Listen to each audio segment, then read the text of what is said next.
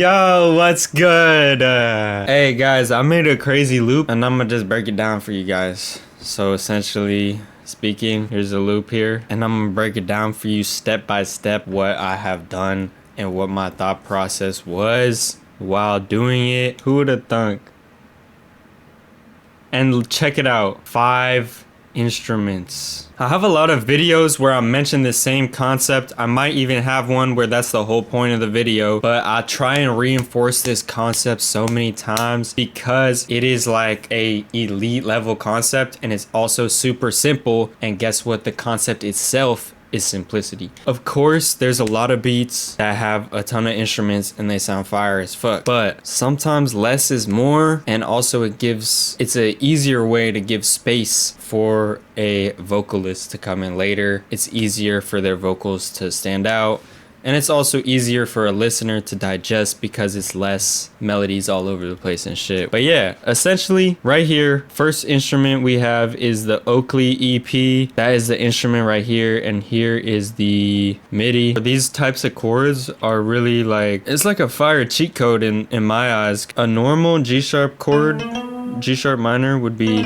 1, 2, 3, so it's on the B, and then the D sharp, so that would make the chord. But if you split it up, sometimes spreading them really far apart sounds crazy, and you just put the one that's 3 up, you just put it an octave up, and it creates a cool chord in my opinion. But this completes the chord right here with the next note that hits, and then I just added kind of like what my ears heard for the next. It's just what sounded right to me, so I went with that, and yeah.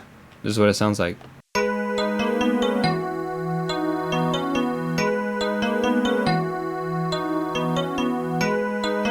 Very repetitive, but it's also catchy, and it's simple, but the shit hits where it has to. And then next we have the Rezo PW plus saw lead. I've used this instrument in like so many beats. The reason is because it's usually like super subtle. Like, it's a good instrument that you could put in the background and let other instruments shine, but it'll still like add some atmosphere, almost like a pad, but it's a lead. So as you can see here, it's just the same exact melody or whatever structure. One is just up an octave, but this one is, you'll see, it's like less audible, and then this one cuts through a little more. All right, this is what that sounds like.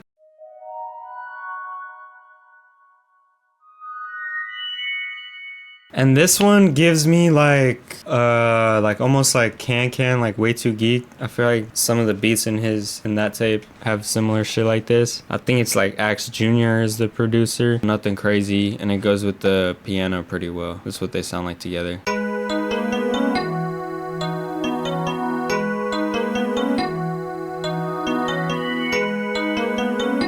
Yeah, that's pretty chill. And that's it for the instruments. Those are the only instruments. The drums, here's what we did. We started with the 808. This is what it looks like. Very simple. I think it's like some bouncy shit. Let me see. Yeah, what's that, a Zay? I think that's the Zay 808. This is what the 808 sounds like.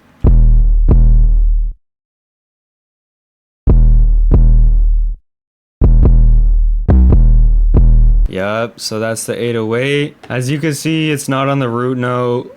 Oh no, I'm so sorry, but I put it on the 7th, so it'll still sound good. Some people hate on that shit, but this is just what my ear told me to put it. And then this last note hits on the B, which is also in that chord. The G sharp was just too low. It made the 808 sound like weird. It wasn't hitting right, so that's why that's like that. Then we got the hi-hat. This is what the hi-hat sounds like.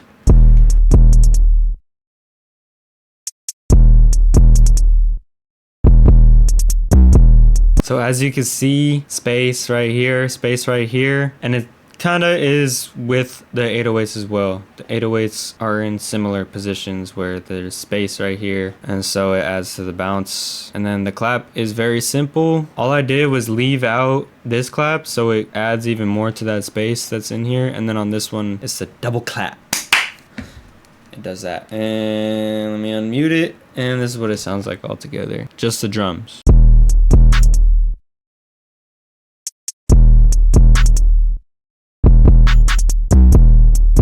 Okay, so very bouncy. Each drum sound is like pretty much already mixed. I didn't put anything on anything. I just leveled it. I think they're kind of high pitchy, I would say. Like clap and the hi-hat really like high pitchy. And then the 808 is really punchy, so it takes up a lot of the frequencies. Everything all together, this is what it sounds like.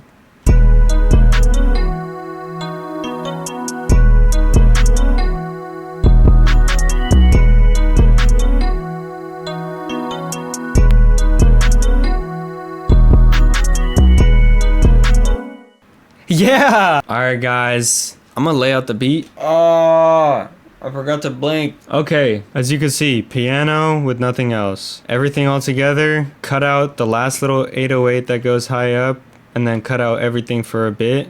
Give it some space. Same thing here, cut out that last high 808, cut out most of the 808 until the end. Here, gave it another break before it drops again. When it drops, it's only the 808 now. And the other drums take a second to come in, the percussions. And then everything from there is duplicated over, except these instruments end up being a little bit in a different position than where they would be matching up with the drums. So as you can see, these drums hit when there is no lead instrument, but technically this is the start, like right here, over again. As you can see, everything is copied over right there.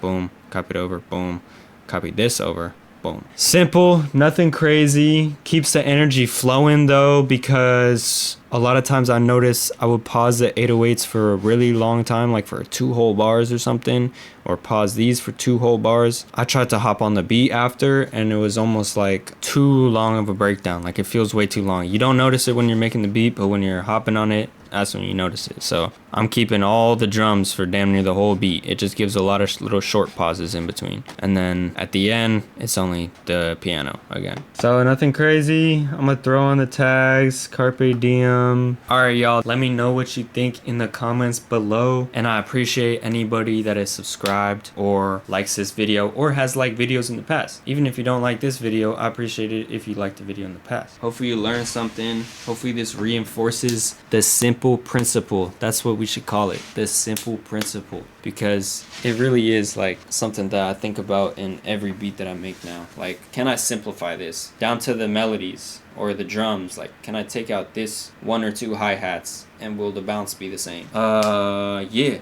here's the final beat. Let's go.